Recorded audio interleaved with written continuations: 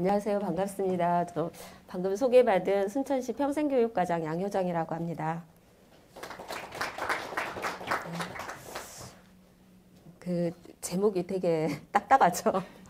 저 주제를 받고 이걸 어떻게 풀어서 말씀을 드려야 하나 고민을 좀 했는데요. 그동안에 이제 그 방금 이다은 쌤이 미래교육지구 사업이 3년차 됐다고 말씀을 하셨는데 순천이 딱 3년차 진행한 지구고요. 이제 저도 평생교육과에 2020년에 와가지고 저와 그 횟수를 좀 같이 한 사업이 아닌가 싶습니다. 오늘 이제 말씀드릴 거는 순천이 이 사업을 하면서 교육 거버넌스를 어떻게 만들었고 운영해 왔는지 그걸 먼저 좀 말씀을 드리고 실제로 협력한 사례가 이를 통해서 어떻게 협력했는지 사례를 좀 말씀드리고 그러면 그동안의 성과와 지금 남아있는 고민들이 대부분 지역마다 비슷하실 것 같은데 저희도 안 풀리는 그런 고민들을 한번 같이 공유를 해봤으면 좋겠다고 생각을 합니다. 그래서 저희가 이제 순천이 교육 거버넌스를 만들어 오고 있는데 그 제목에서도 교육도시의 행정협력이라고 말씀을 드렸잖아요. 교육도시로 순천이 불려졌는데 그 교육도시라는 개념 안에는 이런 이야기들이 있었습니다. 그러니까 기존에 수십 년 전부터 순천을 교육도시라고 불렀던 이유는 제목에서처럼 교육 거버넌스를 잘해서가 아니라 이런 고등학교가 있었던 거죠. 그래서 뭐 판검사를 배출을 많이 했다. 특정 청에 많이 취업을 시키는 그런 학교, 또 스카이에 이른바 많이 보내는 그런 명문고가 있어서 교육도시로 불렸고 그런 정책에 그 교육정책을 몰빵을 했던 그런 도시였습니다. 그런 교육도시의 맥락을 갖고 있었는데 그런 도시가 2000년대 초반에 약간 도시 전체의 분위기가 바뀌게 되는 거죠. 평생학습 도시로 되면서 교육이라는 거에 대해서 좀 다시 생각을 해보게 됐고 이때 순천이 2005년에 고교 평준화가 됩니다. 이른바 명문고 뭐 이런 게 없어지고 평준화가 되면서 교육에 대한 의제가 지역에서 굉장히 핫 이슈로 떠올랐죠. 그걸 찬반 논란이 굉장히 심했고 그러면서 교육공동체 이야기가 처음으로 2000년대 초반에 나오면서 그때 평생학습과 학습과 자치가 부각이 되던 시기였습니다. 순천도 그런 정책들이 이 시기에 2000년대 초반에 주민자치와 평생학습이 시작이 됐었고 그런 흐름들이 한 10여 년 정도 계속 이어졌고 최근 4년 동안은 학습도시에 더해서 교육도시 개념을 좀 다시 잡아가는 교육자치도시로 개념 정리를 다시 했고 그러면서 마을교육공동체를 활성화시키면서 풀뿌리 교육자치 협력센터라는 중간지원 조직을 만들게 되고 교육 거버넌스를 이루게 됐죠. 그게 지금 지난 4년의 과정이 그동안 20년 정도의 평생학습 도시를 해오는 마지막 그 방점을 좀 찍었다. 이렇게 자평을 하고 있습니다. 그래서 교육자치도시는 최근 그 4년 동안이라고 하면 민선 7기였는데 민선 7기 공약사항으로 교육정책이 이 두 가지였습니다.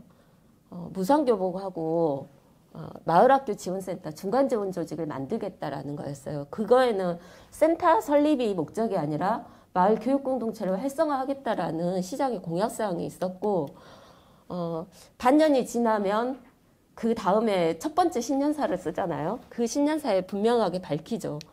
교육도시 순천을 만들겠다고 했는데 제가 처음에 말씀드린 것처럼 교육도시는 그 전 수십 년 전부터 그렇게 불려졌었어요. 근데 교육도시 개념을 다시 하겠다라는 게 여기에 나와 있습니다. 한 명의 천재보다는 수천 명의 인재를 지역을 살리는 지역사회를 이끌 수천 명의 인재를 키우는 그런 지역으로 교육이 혁신을 해야 되겠다라는 그런 걸 분명하게 밝히고 있고 마을학교 지원센터라고 여기에는 돼 있지만 나중에 이제 저희가 실제로 설립하고 운영한 중간지원 조직은 풀뿌리 교육자치 협력센터로 명칭이 바뀌게 됩니다. 그리고 여기에 보시면 아이들의 학습력과 더불어서 시민의 집단 지성이 함께 향상돼서 지역 전체의 교육력이 높아지는 것. 이걸 목표로 하고 있습니다. 그러니까 단순히 아이들의 교육력을 학력을 높이는 게 아니라 지역 전체의 교육력을 회복하겠다라는 것이 민선 7기의 교육정책 그 기본적인 바탕이 되고 있습니다. 그래서 맨 첫 번째로 시작한 게 전라남 도교육청하고 순천시가 협약을 하게 됩니다. 마을교육공동체 활성화를 위한 업무 협약. 이때는 조례도 없었고 어떤 조직도 없었고 아무것도 없었기 때문에 교육감님하고 시장님하고 두 분이 협약을 시작으로 해서 그것을 계기로 업무가 시작이 되게 됩니다. 그래서 저희가 교육거버넌스 구축 과정은 정담회라는 지금 교육민회로 불리고 있는데요. 정담회라는 모임을 시작을 하는데 맨 처음에는 사실 미래교육지구 이 사업을 어떻게 잘 설계할 건가 그거를 계기로 모이기 시작했는데 이 정도 사이즈로 모였던 것 같아요. 15명 정도가 모여서 진행을 했는데 월 1회씩 모이다 보니까 요번 달까지 39회가 진행이 됐고요. 주제가 교육뿐만이 아니라 뭐 복지, 돌봄, 지역 대학과 지역의 상생 이런 것까지 확장이 되다 보니까 전반적으로 그 주제에 관심 있는 사람들이 계속 붙게 되는 거죠. 그래서 지금 이 정담회 톡방에는 한 230명 정도가 단톡방을 같이 운영을 하고 있습니다. 최근에는 이 정담회 톡방에서 지금이 굉장히 지역은 민감한 시기잖아요. 지방선거를 앞두고 있는데 이런 사람이 시장이 됐으면 좋겠어. 누가 아니라 교육정책을 이런 정책을 내놓으면 좋겠어 라는 제안들이 활발하게 이 톡방을 통해서 올라오게 되고 거기에서 논의가 활발하게 이루어지고 있는 그런 모습을 볼 수가 있습니다. 그리고 정담회가 한 달에 한 번씩 열리고 나면 한 일주일 후에 실무협의회가 약간 사이즈를 줄여서 교육지원청과 저희 순천시 그리고 이제 중간지원 조직이 같이 실무협의회를 통해서 그 달에 정담회에서 논의했던 주제들을 가지고 실행하기 위한 논의를 이 실무협의회에서 하고 있습니다. 그러니까 그리고 이제 중간지원 조직으로는 아까 말씀드린 풀뿌리 교육자치 협력센터가 중간지원 조직으로 만들어졌고 이 협력센터는 순천에 굉장히 중간지원 조직이 굉장히 많아요. 지역마다 많으실 거예요. 마을공동체를 지원하는 센터도 있을 것 같고 도시재생, 사회적 경제 굉장히 다양한 청년센터, 중간지원 조직이 굉장히 많은데 우리 그 풀뿌리 교육자치 협력센터는 민관 위탁으로 진행이 되고 있고요. 시와 교육부, 교육청, 다른 센터들, 시 안에서는 이 업무와 관련된 다른 부서들 간의 연계까지 다 협력을 하고 있는 조직입니다. 이제 거버넌스 구축 과정은 방금 말씀드린 그런 과정을 통해서 구축이 됐다라면 실제로 어떤 일을 협력을 했냐 그거를 좀 말씀드리겠습니다. 실제 학교의 교육 과정을 바꿔보는 이미 그 전체적인 교육부에서 정한 교육 과정이 있겠지만 저희는 지역화 교육 과정이라고도 하고 마을 교육 과정이라고도 표현을 하는데요. 순천에 맞는 교육, 순천에서만 배울 수 있는 교육 과정을 학교에서 운영해 볼 수 있는 교육 과정을 교사와 활동가들, 주민들, 학생들이 같이 만드는 경험을 하게 됩니다. 말 그대로 민과, 관과 학이 함께 만나서 민관학 거버넌스로 이루어졌는데 제가 맨 밑에다 이렇게 써놨습니다. 교육과정 개발보다는 운영 단계 협력이 더 어렵다. 이건 무슨 말이냐면 이 교육과정을 위해서 참여한 교사가 있는 학교는 굉장히 협력이 잘 됩니다. 1년 동안 교육과정을 만들면서 함께 겪었던 그런 것들이 있기 때문에 나중에 운영 단계도 하기가 쉬운데 교육과정이 개발되고 나서 다른 학교로 확산되는 과정에서 이해도가 떨어지는 학교에는 이게 확산되기가 굉장히 어렵다라는 거죠. 이제 그런 경험들이 좀 있고요. 그래서 순천은 순천 도시 전체를 관통하는 하천이 하나 있어요. 그 동천 마을 교육 과정을 1년 정도 교사와 활동가들이 함께 만든 거죠. 그래서 초등학교 3, 4학년 과정을 수업을 동천에서 현장에서 하고 교실에서도 마을 활동가들이 들어가서 같이 수업을 하고 교사분들도 같이 진행을 하게 됩니다. 2020년도에 동천 마을교육과정이 만들어졌다면 두 번째 해는 좀 더 진화를 하게 됩니다. 다 알고 계시는 순천만 습지. 순천만 습지를 빼놓고 순천을 이야기할 수 없죠. 그래서 순천만 습지 마을교육과정을 만드는데 동천 마을교육과정이 거의 초등학생 위주로 만들어졌다면 이거는 중학교, 고등학교까지 확장해서 적용해 볼 수 있는 교육과정으로 만들어보자. 그렇게 해서 여기는 아예 순천대 환경교육과가 같이 붙어서 결합하게 됩니다. 그래서 좀 더 그 연구진들이 더 붙어서 1년 동안 교육과정을 별도로 개발을 하게 됐고, 그리고 초등학교뿐만이 아니라 4개의 실행 학교를 정해서 중학교 2개가 같이 들어옵니다. 그래서 같이 실험을 하게 되고 현장에서 마을교육과정을 만들어 가면서 그 단순히 교육과정을 기능적으로 만들어내는 게 아니라 전반적인 도시에 대한 철학을 같이 공유하고 이해하는 그런 과정으로 이끌어낸 거죠. 그래서 초등학교 2개와 그 중학교 2개가 먼저 실험을 하게 되고 이 본인들이 겪었던 과정을 다른 학교와 함께 공유함으로써 확산을 좀 더 동천 마을교육과정에서 겪었던 실수들을 여기에서 좀 극복하는 그런 걸 경험을 한 것 같아요. 이제 두 번째는 아까 마을교육과정이 학교의 일을 지역이 도왔다면 이제 두 번째 그 협력했던 사례는 읍면동의 주민자치회를 운영하는 거를 학교와 함께 했던, 그러니까 반대죠. 지역의 일을 학교가 돕는 거고 아까 마을교육과정은 학교의 일을 지역이 돕는, 그러니까 서로 윈윈하는 그런 건데요. 이거는 아까 마을교육과정이 민관학 거버넌스 사례라고 하면 이거는 제가 표현을 민민관이라고 해봤는데요. 주민자치회, 그리고 마을학교라는 마을교육공동체, 그 다음에 읍면동 행정, 이렇게 관은 좀 뒤에 빠지면서 살짝살짝 협력하는 그런 관계라고 보시면 될 것 같아요. 그래서 읍면동마다 지금 주민자치위원회로 되어 있는 데가 있고 주민자치회로 되어 있는 데가 있을 거예요. 순천 같은 경우는 작년부터 전체 읍면동이 주민자치회로 다 전환이 됐고 그 차이는 권한과 예산이 많아졌습니다. 그러니까 사실 주민들한테 권한을 많이 줬다는 건 결정력을 많이 준다는 거잖아요. 그래서 근데 지금까지 주민자치위원회가 한 20여 년 대한민국 주민자치 역사가 되지만 대부분 전국적으로 비슷합니다.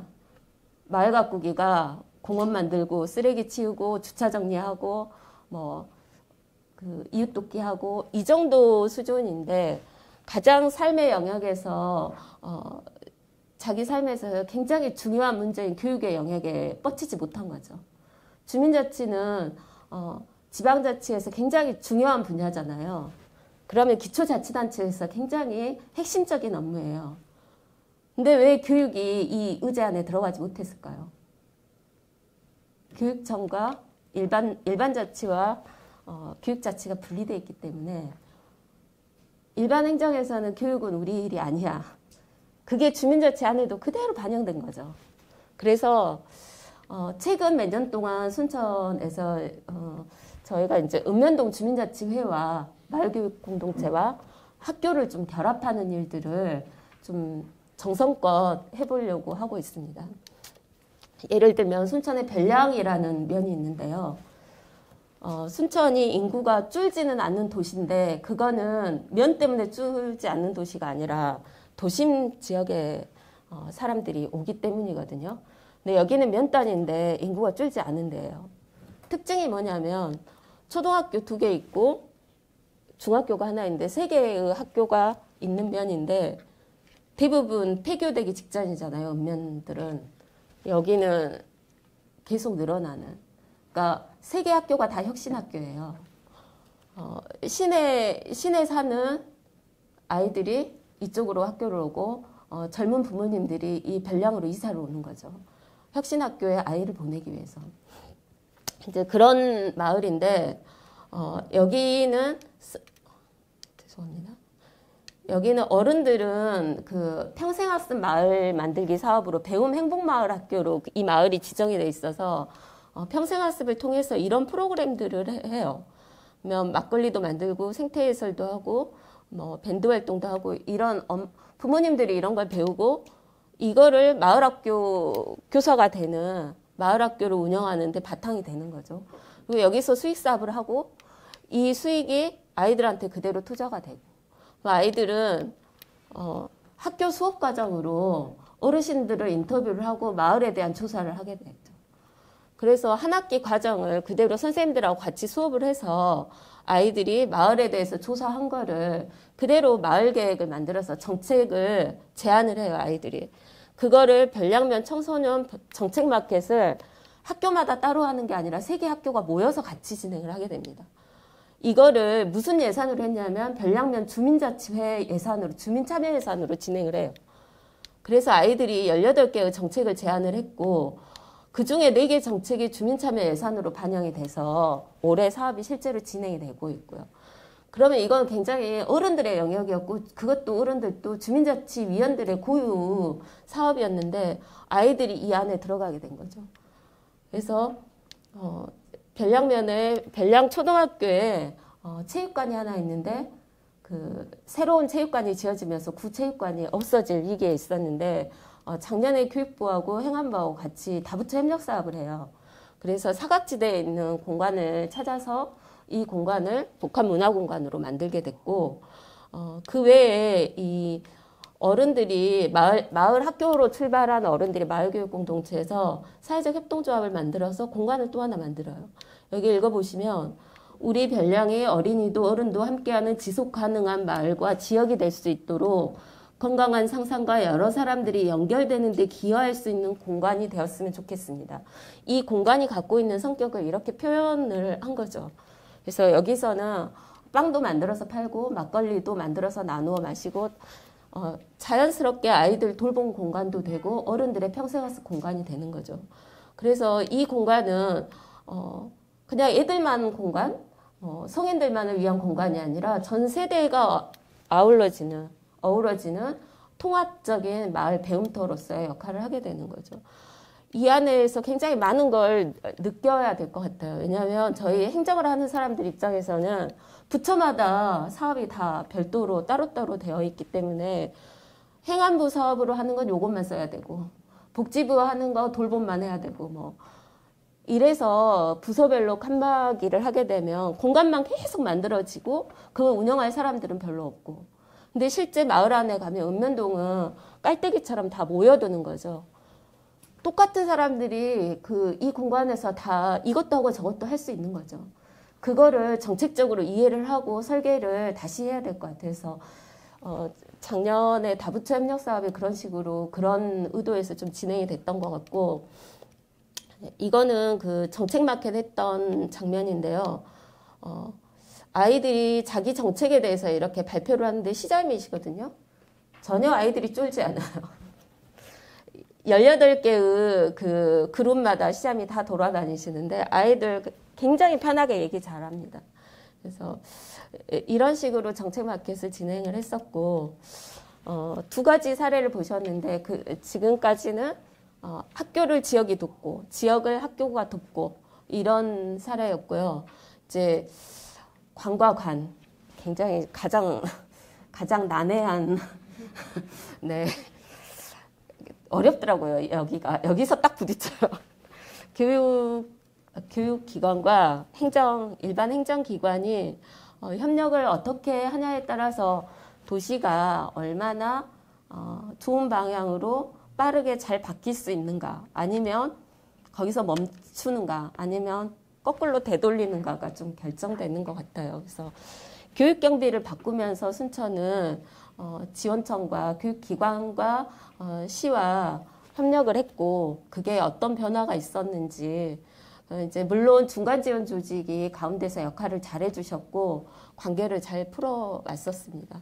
2019년에 저희가 교육경비에 대한 이야기를 처음 꺼냈고 그 전까지는 교육경비가 어떻게 쓰여지는지 학부모님들도 잘 모르고 일반 교사들도 별 관심이 없으셨어요.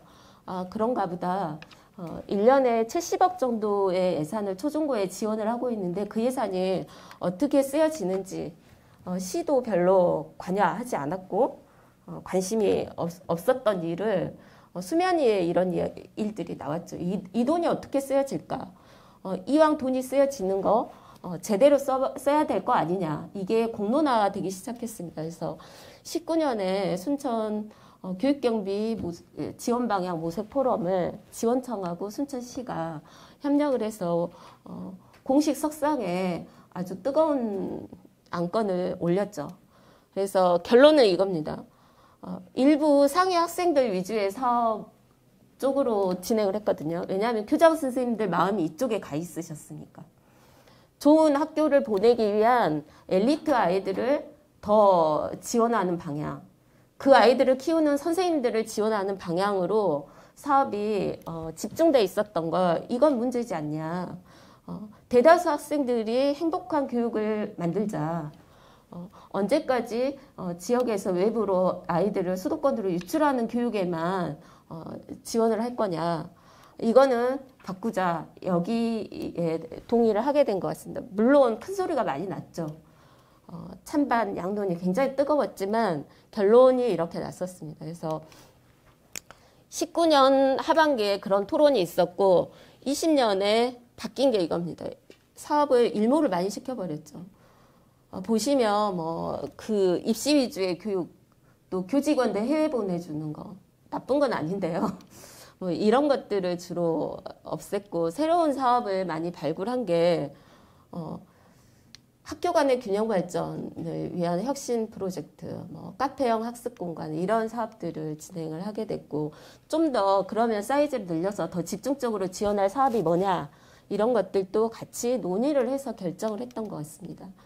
그래서 그 이후로도 깔끔하게 정리된 게 아니라 이 일은 계속 논의가 됩니다. 20년에 그렇게 한번 바꿔봤기 때문에 계속 찬반 양론이 있었을 거 아니에요, 지역에서. 연구 용역을 하게 되죠. 20년에서 21년, 한 1년 정도 연구 용역을 진행을 했고, 그 용역을 진행하는 과정에서 여러 번 논의가 됩니다. 코로나로 비대면 하기도 하고 이랬지만, 정담회를 통해서 논의가 되기도 하고, 여러 차례 논의를 해서, 이제 대부분 그 교육경비는 지역의 조례가 전국적으로 있죠. 교육환경 개선 조례. 지원 근거가 마련이 돼 있어요. 근데 굉장히 전국적으로 거의 조례가 비슷할 정도로 그냥 지원 근거만 마련을 해놨죠. 각급 학교에 교육경비를 지원할 수 있다. 절차는 이러이러하다. 시민은 이렇게 한다. 이 정도의 조례가 만들어져 있는데 좀 독특하게 잘 만들어진 지자체들이 좀 있어요. 그래서 그런 데들을 벤치마킹을 해서 용역 결과도 조례를 좀 바꿔봐야 되겠다. 근거를 좀 확장적으로 만들 필요가 있다라는 논의가 있었고 그래서 지원 조례를 개정을 하자라는 데까지 이르게 됩니다. 이 교육경비 보조금 논의 과정에서 조례까지 개정을 해보자라는 것까지 됐고 이 개정안에 대한 논의를 하게 되죠. 그 이야기는 좀 뒤에 더 하기로 하고요. 교육경비를 통해서 새로운 사업이 시작이 됐는데 카페형 독서실을 고등학교에 만들어주는 거예요. 이 사업을 왜 했냐면 보충수업 아이들 그 국영수 위주의 보충수업을 하다가 그런 사업을 없애니 돈이 남을 거 아니에요. 근데 아이들은 학교에 남아서 공부하는 아이들이 별로 없어요. 대부분 스터디 카페를 찾아서 가죠. 돈을 주고. 학교에 그런 공간이 있으면 좋겠다. 그래서 몇몇 학교가 이 사업을 신청을 했고 저희가 교육경비를 통해서 이 사업을 지원하게 됩니다. 그래서 아이들이 원하는 공간으로 바뀌게 된 거죠. 이런 사업들이 이제 3년차 사업이 됐는데요. 고등학교만 하던 게 이제 초중고까지 확장이 됐고 다 스터디 카페만 만드는 게 아니라 학교가 원하는 거, 아이들이 원하는 공간혁신 사업으로 확장이 되게 됐습니다. 신규 사업들이 또 내년에 순천이 정원박람회 하는데 학교 정원을 좀 지원을 해서 국가정원하고 연계해서 학습 노드를 만들어보자. 학습 투어 할 수, 여러분들 오시면 모시고 다닐 공간을 학교 안에 만들고 있습니다. 그리고 이제 올해 정말 저희가 중점적으로 신규 사업으로 하고 있는 게 기후위기와 탄소 중립학교 지원. 그래서 이 사업도 지금 오늘까지 심사를 하고 있습니다. 현장 심사. 굉장히 열심히 준비하시더라고요. 첫 해 저희가 갔을 때는 굉장히 부담스러워 하셨어요. 그냥 돈만 주면 되지 무슨 현장 심사까지 다니는지 이런 반응이시다가 작년부터는 학교에서 아이들과 실제로 모여서 스케치를 하고 그런 과정을 다 PT로 보여주시는데 학교들이 많이 변하고 있다. 이런 느낌들이 들었습니다. 지금까지 한 3개 정도 사례를 말씀드렸는데 결정판입니다. 저희가 지난해 조례를 2개를 만들었는데요. 하나는 새로 제정을 했고 하나는 개정을 했는데 거의 새로 제정할 만큼 전부 개정을 했어요. 2개의 조례를 만들면서 굉장히 색다른 경험을 했는데 제가 여기 동상여러몽이라고 적어놨는데 각인각색이더라고요. 생각하는 게. 굉장히 협력이 잘 된다. 우리 순천 사례가 굉장히 좋다. 이렇게 알려지기도 하고 저희 스스로도 그렇게 생각하고 있었는데 조례를 개정하는 과정에 그 입장 차이가 굉장히 극명하게 드러났고 그러면서 이거를 진행하는 과정에서 굉장히 많은 걸 배운 것 같아요. 그래서 그거를 좀 말씀드리려고 하고요. 이제 첫 번째 제정했던 조례는 이 마을교육 공동체가 단순히 시책적으로 이제 미래교육지구 사업이 저희가 3년차 사업인데 올해 끝나면 그 다음에 어떻게 할 거냐, 지속 가능성이 있느냐. 예를 들면 단체장이 바뀌고 담당자가 바뀌고 과장이 바뀌면 이게 흔들리는 사업 아니냐. 조례가 있어야 된다. 이렇게 해서 조례를 제정을 했는데 이 조례를 제정할 때는 굉장히 부드럽게 잘 아무런 갈등 없이 진행이 됐습니다. 시가 집행부가 이거 발의를 했고 의회 가서도 잘 설명하고 뭐 잘 넘어갔습니다. 그래서 지금 우리가 그 핵심적으로 하고 있는 사업 중에 혁신교육, 마을교육 공동체, 민간화 거버넌스, 교육민회 이런 용어들이 그대로 정의에 담겨지고 교육민회는 아까 제가 처음에 말씀드린 정담회를 교육민회로 정리를 해서 반영을 했습니다. 여기까지만 해도 별 갈등이 없이 좋았습니다. 네, 아까 그 교육경비 논의 과정 속에서 용역을 하고 용역 결과가 조례 개정이 필요하다라는 결과가 나왔고 그래서 거기 정담회에 참여하고 그 논의 과정에 지속적으로 참여했던 의원이 시의원이 그러면 우리 업무가 이거니 이걸 발의를 해보겠다. 그래서 의원 발의로 진행을 하게 됩니다. 이 조례를. 그래서 이 조례도 내용을 보시면 뭐 목적과 정의에 지방교육 자치도시를 분명히 했고 이제 핵심이 이겁니다. 각급 교육기관이라고 되어 있는데요. 원래 교육환경 개선 조례에서는 각급 학교에만 지원하게 되어 있습니다. 교육경비를. 근데 여기는 각급 교육기관과 교육사업 시행자가 지역주민을 위한 교육발전 사업을 원하는 경우에 지원할 수 있게끔 되어 있어요. 그러니까 지원 대상이 확장이 된 거죠. 학교뿐만이 아니라 마을교육 공동체까지 확장이 됐고 학교 밖 청소년이나 그러니까 이 교육환경 개선 조례의 제명을 보시면 교육환경 개선 조례인데 지역의 교육환경이 어떻게 학교일 수만 있냐는 거죠. 각급 학교만 좋아진다고 해서 지역 전체의 교육환경이 좋아지는 건 아닌데 그런 의미에서 포괄적인 지역의 교육환경, 지역 전체의 교육환경을 개선하자라는 의미에서 제명도 교육발전지원 조례로 바뀌고 전부 개정을 하게 된 거죠. 그래서 취지는 이겁니다.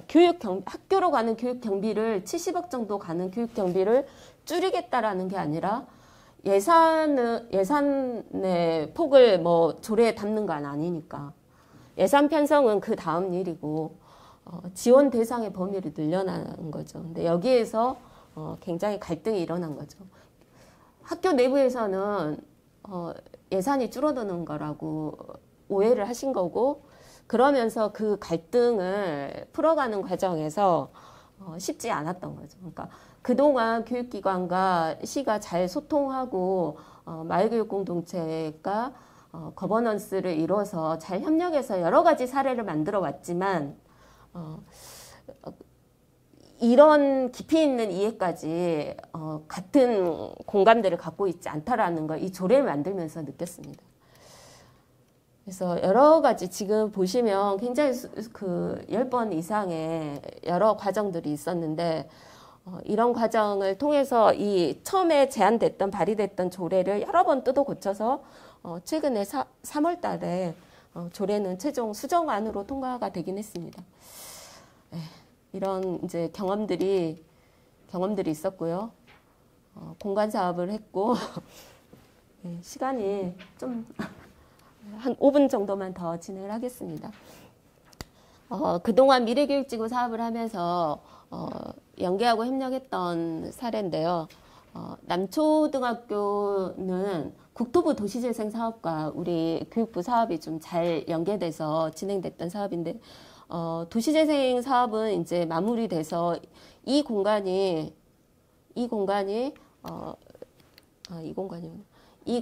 하나가 리모델링이 돼서 풀뿌리 교육자치 협력센터가 이쪽으로 들어갔습니다. 운동장 절반이 이제 평범한 그 초등학교 어디에나 있는 운동장이 아니라 순천은 기적의 놀이터라는 놀이터들이 있는데요. 약간 생태 놀이터로 운동장 절반이 바뀌게 됐고 이런 재생 사업이 진행이 됐었고 재생 사업을 통해서 학교 밖 청소년이 제과점 사장님이 되기도 하고 이런 사례들은 한 부처만의 일로 끝나는 게 아니라 이제 그 순천시 차원에서도 도시재생과 평생교육과 자원봉사단체 굉장히 여러 기관들이 협력해서 이루어낸 성과라고 보시면 될 것 같습니다. 그래서 이게 단순한 한 가지 일이 아니라 어떤 지역의 하나의 생태계로서 마을 공동체가 돌아갔을 때 가능한 일이다. 그렇게 말씀드릴 수 있을 것 같고 이제 여러 사례로 보시면 단순히 한 가지 일로 바라볼 게 아니라 교육 문제는 학교 안에 교육과정, 수업 혁신, 학교 혁신 이걸로 교육 문제가 해결되는 것 같지는 않아요. 그래서 학교 개혁만으로는 교육 문제 해결되는 거 아니고 지역사회가 전반적으로 좀 바뀌어야 된다. 그러려면 지금까지 좀 따로 놀았던 학교와 지속적인 상호작용이 필요하고 지역도, 지자체도 업무 스타일이 좀 바뀌어야 됩니다. 그러니까 제가 아까 말씀드렸죠. 그동안은 우리 일이 아니야. 그건 교육청 할 일이야. 그래서 따로 생각을 했다면 이제 관심을 교육 문제에 주민자치와 마을 만들기가 잘 융합이 돼야 된다라고 생각이 되고요. 그래서 순천이 교육 협력 비전을 의회와 교육지원청하고 시가 같이 하게 됩니다. 이렇게 결론은 지역교육 생태계 함께 만들자. 협력해서 같이 만들자. 이런 선언을 하게 됐고 결론입니다. 결론은 이제 미래교육지구 사업이 올해 끝나는데요. 저희는 이 사업에 대한 성찰이 필요한 것 같아요. 3년 동안 굉장히 많은 경험도 했고 그랬지만 이제 사업 끝났다고 해서 다 흩어지고 이럴 게 아니라 지속적으로 하려면 저희가 두 가지 분석을 좀 하고 있습니다. 하나는 아까 말씀드린 정담회의 성과를 좀 더 들여다보고 외부 객관적인 시각으로 좀 보자 해서 3월 달까지 저희가 연구 용역을 진행을 했는데 한 3가지 정도 성과를 정리를 할 수 있었던 것 같아요. 자발적인 시민들이 그 공간에서 모여서 수기민주주의 경험을 하게 된 거죠. 이게 한 번에 끝난 게 아니라 39번이라는 3년 이상 장기적이고 지속적인 어떤 정기적인 토론의 힘이 있었던 거고 그러면서 그냥 내 아이의 교육에만 관심 있는 사람들이 아니라 지역사회에 대한 영향력이 여기서 공동체의 결속으로 이어져서 공익적 실천으로 약간 공동체가 같이 진화하는 느낌 그런 것들을 실제로 이 활동을 하면서 그 소속되신 분들이 느끼시는 것 같아서 그리고 그 역할 안에는 중간지원 조직의 힘이 굉장히 컸다 그렇게 볼 수가 있을 것 같고요. 이제 이 미래교육지구 사업도 같은 방식으로 3년 동안 성과와 과제가 뭔가 지금 용역을 진행 중이고요. 그 안에는 좀 성과 평가를 좀 제대로 해보자는 모형 개발도 들어있고 이제 그러려면 이 마을 교육 공동체, 교육, 학교 교육 이 분야만 가지고는 좀 미약하다. 도시 전체의 교육력, 도시 전체의 교육 정책 그렇게 가려면 평생학습과 연계성이 좀 중요할 것 같다. 그래서 저희는 평생학습도시 20년 교육대 전환 이런 방향을 좀 구체화해보자라는 것까지 용역의 결론을 좀 담아내려고 하고 있고요.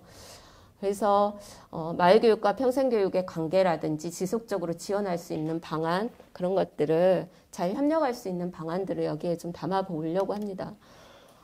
이 사업이 지속 가능하려면 저는 내연과 외연을 동시에 좀 확장해야 된다. 무슨 얘기냐면 지역사회 내부에서는 교육하는 사람들은 교육 문제만 신경 쓸 게 아니라 복지, 돌봄, 우리 삶에 관계되는 모든 영역을 함께 같이 연결돼 있기 때문에 그 영향력 안에서 같이 공동체가 진화한다라고 생각을 하고 교육이 우리 삶의 영역으로 들어와서 확장된다. 특히나 시민으로 성장하면서 시민이 그렇게 느껴야 될 것 같아요. 그래서 그런 부분들로, 그러니까 순천은 교육이 분모가 되는 도시 이렇게 저희가 얘기를 하거든요. 진짜 그렇게 하려면 교육으로 모인 공동체가 삶의 전체 문제를 논의하고 토론하는 이거를 지속적으로 끌고 가야 되고 그게 복지, 경제, 돌봄 다 연결돼 있다. 이거를 제도화하려면 저희 그 조직 내부적으로도 또 지역사회 차원에서도 중간지원 조직까지 같이 고민을 해야 될 것 같습니다. 외부적으로는 법과 제도로서 국가 정책이 좀 확실하게 지속 가능하게 국가 정책으로서 제도화돼야 된다. 이 말씀 좀 드릴 수 있을 것 같아요. 왜냐하면 교육기관뿐만이 아니라 지자체가 좀 관심이 없는 지역이 있고 지원청에 관심이 좀 없는 지역이 있고 다 다른 것 같아요. 지역마다. 서로 고민이죠. 지자체는 열심히 하려고 하는데 지원청이 좀 소극적이다거나 반대로 지원청은 굉장히 열심인데 지자체가 관심이 없어서 거번수가 잘 안 된다거나 이랬을 때는 국가 정책이 명확하게 명시돼서 이걸 통해서 같이 공유하고 협력하는 구조가 좀 만들어져야 되지 않을까 그런 말씀을 좀 드리면서 그래서 결론은 생태계형 교육으로 바뀌어야 된다. 그렇게 말씀드릴 수 있을 것 같습니다. 그래서 아이들이 마을의 주민으로 성장할 수 있게 교육을 바꿔야 되고 그 마을의 주민이 지역의 시민으로 커야 된다.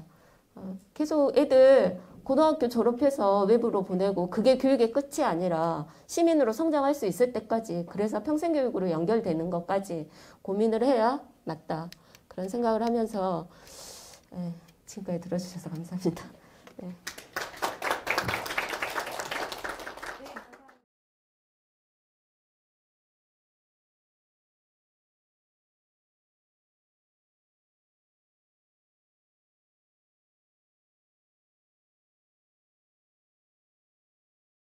사실 이제 저희 지역에서는 솔직히 말씀드리면 중앙부처의 정책들이 이렇게 뿌려지면 현실은 이렇지 않은데 정말 이상적이구나 할 때가 많잖아요. 근데 다부처 사업도 그랬던 것 같아요. 근데 저희도 일을 해보면 대부분 결론은 같아요. 국토부의 도시재생 사업의 목표나 농림부의 어떤 농촌 재생 사업의 목표나 협약 사업의 목표나 뭐 문체부의 복합 문화 공간을 만드는 목적 결론은 주민들이 행복하게 현장에서 내 집이 아니더라도 편하게 드나들 수 있는 주민들끼리 커뮤니티 공간 만들어지고 같이 학습하고 아이들 돌보고 그런 게 아닌가요? 결론은. 근데 그 지점에서 시작하면 문제는 풀리는데 사실 업무로 돌아가 보면 처음에 시작은 굉장히 좋게 시작을 하는데 그 과정이 굉장히 힘들더라고요. 저희도 처음에 시작은 여러 부처로 생각하고 시작을 했는데 결론이 남은 부처는 다 떨어져 나가고 행안부하고 교육부만 남았던 것 같아요. 그래서 저희가 이제 진행했던 게 교육부하고 미래교육사업지구 사업하고 행안부 공공서비스 사업, 주민자치 관련된 사업을 진행을 했었는데 나머지 사업은 이제 국토부 사업은 새로 시작한 게 아니라 이미 진행됐던 사업을 갖다가 얹은 거고요. 이제 이 별량면 그 체육관 사업을 결론적으로 다부처 사업으로 진행을 해서 남겼는데 아직 그런 과정인 것 같아요. 그러니까 읍면동의 주민들이나 읍면동 행정도 굉장히 이런 사업을 이해하고 끌고 나가기에는 아직은 그 자치력이 굉장히 미약하고, 근데 저희는 어떤 실험을 한 거냐면 이 다부처 사업을 통해서 지역사회에서 이렇게 복합적인 일을 읍면동 단위에서 해볼 수 있구나. 그러니까 왜냐하면 지금까지는 시 단위, 약간 자치 조직이라고 하면 너무나 방대한 단위잖아요. 그런 방대한 시 행정 조직이 공모를 해서 결정을 해요. 그러고 나서 읍면동이 하는 거죠, 주민들은. 그러면은 주민들은 진짜 참여가 아니라 약간 동원돼서 시가 결정을 먼저 하고 나면 우리 사업이 선정이 됐으니까 오세요. 도시재생도 마찬가지고 다 그런 식으로 진행이 된 거죠. 근데 이 사업은 사업 발굴 단계부터 뭐가 필요할까요? 우리 지역에 이미 사업은 다부처 사업으로 결정이 돼 있고, 그러면 우리 지역에서 유휴공간이 어떤 게 있고 뭐가 부족할까요? 그거부터 시작해서 사업 발굴하는 걸 기존의 중앙부처가 공모했던 사업들은 그걸 못 참아요. 확실했을 때 선정을 해주거든요. 사업계획이 명확하고, 심지어는 도시재생 사업은 어쩌냐면 활성화 계획을 한번 정하면 사업 진행 과정에서 못 바꿔요. 그 승인이 돼야 사업이 변경이 가능하거든요. 그 승인 절차가 너무너무 까다로워요. 그 도시재생위원회를 통과를 해야 돼요. 그런데 이 사업은 그 진행 과정을 주민들과 함께 조정하고 기획할 수 있는 걸로 간 거죠. 그러니까 중앙부처 사업이 그런 식으로 좀 바뀌어야 되고 다부처가 연결돼야 된다라는 건 서로 인식을 같이 하고 있는 것 같아요. 근데 아직은 너무 어려워요. 이게 서로의 이해관계와 지자체의 입장과 민간의 입장과 중앙부처 간의 입장들이 너무나 다르기 때문에 이제 어떻게 끌고 오는 와서 순천 같은 경우는 너무나 지역에 좋은 분들이 이 면 단위에 있어가지고 가능했는데요. 네, 그렇게 말씀드릴게요.